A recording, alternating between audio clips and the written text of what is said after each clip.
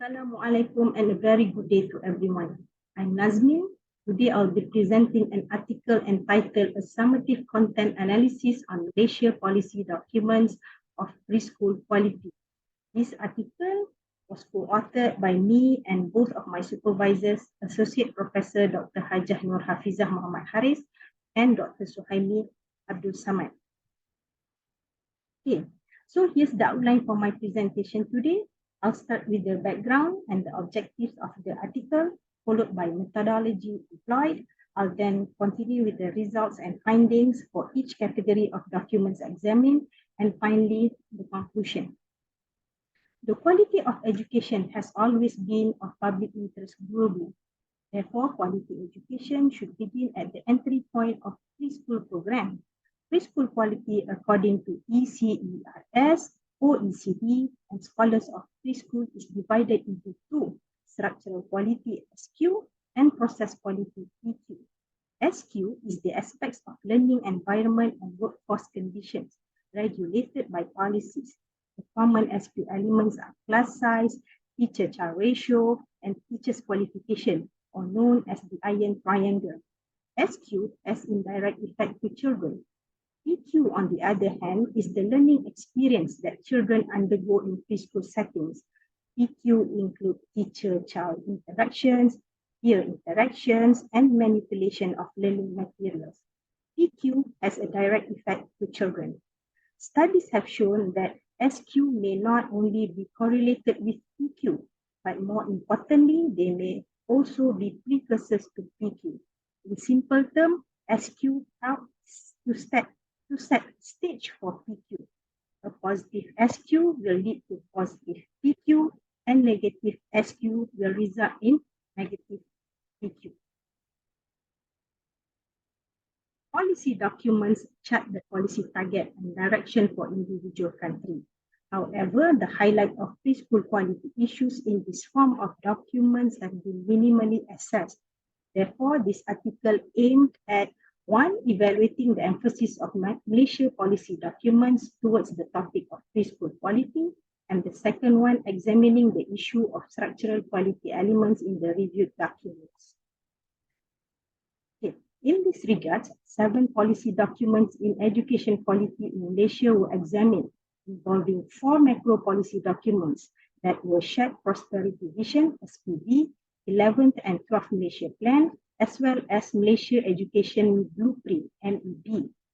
3 preschool-specific documents that were National Standard Preschool Curriculum, NSPC, National Standard Preschool Quality, NSPQ, and Preschool Management Guideline.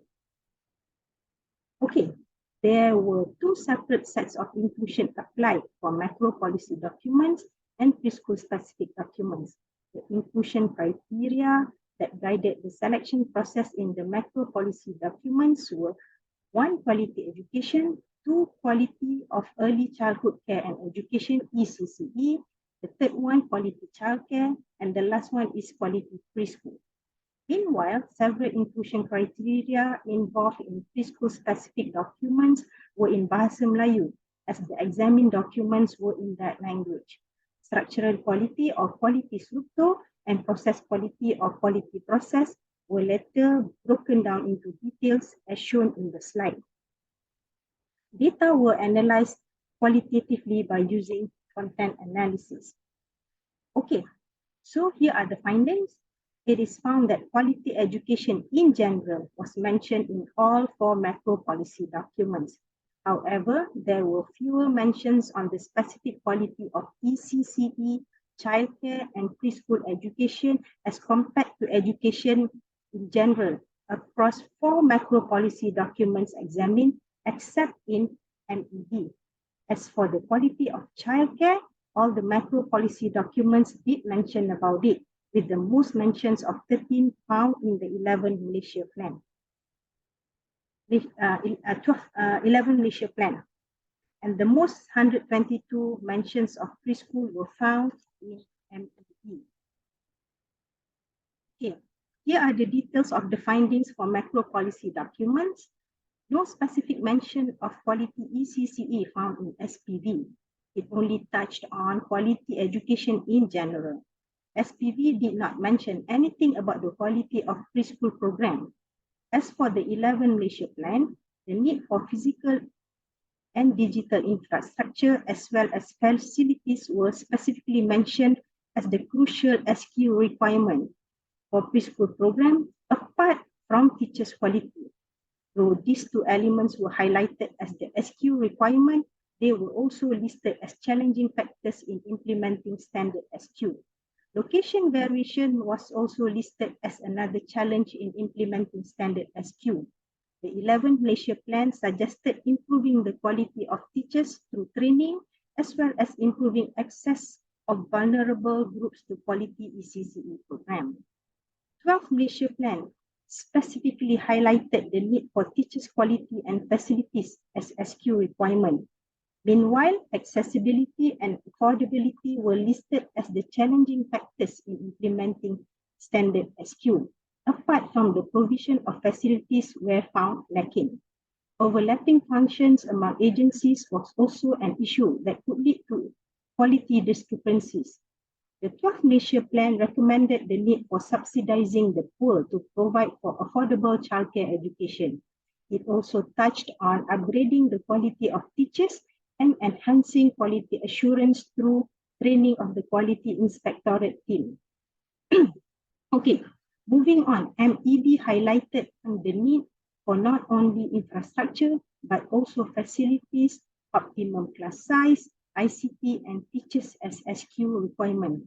Meanwhile, the imposition of national quality standard and minimum teachers qualification were listed as part of the challenges in implementing standard SQ nationwide. MEB proposed the need for regular inspection and accreditation apart from strengthening the funding element and enhancing teachers' quality. Okay, moving on. Similar to the case of preschool program as compared to education in general, as discussed earlier, SQ was found to be less mentioned than PQ in all three preschool specific documents examined. So at the first glance, PQ had a higher number of mentions as compared to SQ, even though the keywords employed were fewer. Teaching and learning material or bahan pengajaran dan pembelajaran represented the largest mention, followed by curriculum and interaction or interaksi. Despite the highest mentions of teaching and learning material, PQ aspect in an SPC was explicitly focusing on curriculum element. As for SQ, the highest mentioned keywords were teacher or guru, followed by class area or ruang kelas and equipment or peralatan. The least mentioned keyword was another translation of equipment, that is kelengkapan, where only a single mention was found in both an SPC and SPQ, and twice mentions in guideline on preschool management. None of the student management assistant or pembantu pengurusan murid keyword was found in an SPC and an SPQ. Okay, these are the details of the findings for preschool specific documents. Being a PQ-based document in nature, an SPC has a very limited discussion on SQ. It only touched on 3 SQ aspects, namely equipment, furniture and space, safety and health, as well as the layout for learning space as SQ requirement. No further discussion on SQ implementation and recommendation was found in an SPC though. As for an SPQ, the document touched on 5 dimensions, of which 3 highlighted on SQ requirement, namely governance quality, teachers and teacher assistants quality, as well as health, nutrition and safety quality. And SPQ highlighted the 2 types of indicators, objective and subjective indicators, as part of the challenges in implementing standard SQ. Though objective indicators are more of a direct assessment, but subjective indicators do require some observation before they can be completed by preschool teachers. And SPC lastly affirmed the suggestion on the imposition of an SPQ on all preschool providers. Okay, finally, the Preschool Management Guideline. It, it highlighted the need for 8 interrelated SQ requirements. To name a few: preschool operation, management and administration, teachers and teacher assistants, asset management, as well as safety and hygiene. And SPQ was also discussed at length in the guideline. The guideline discussed several challenges.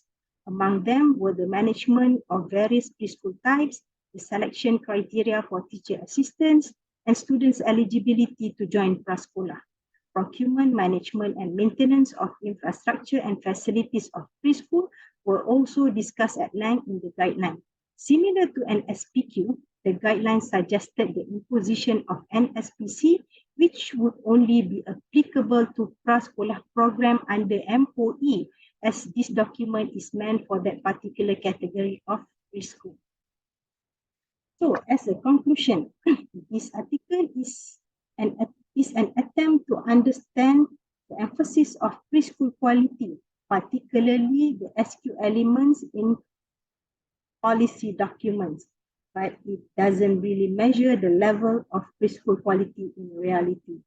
Therefore, future research is work directed towards examining the policy implementation of SQ in preschool education, particularly in Malaysia. I guess that's all from me. Thank you very much for your attention.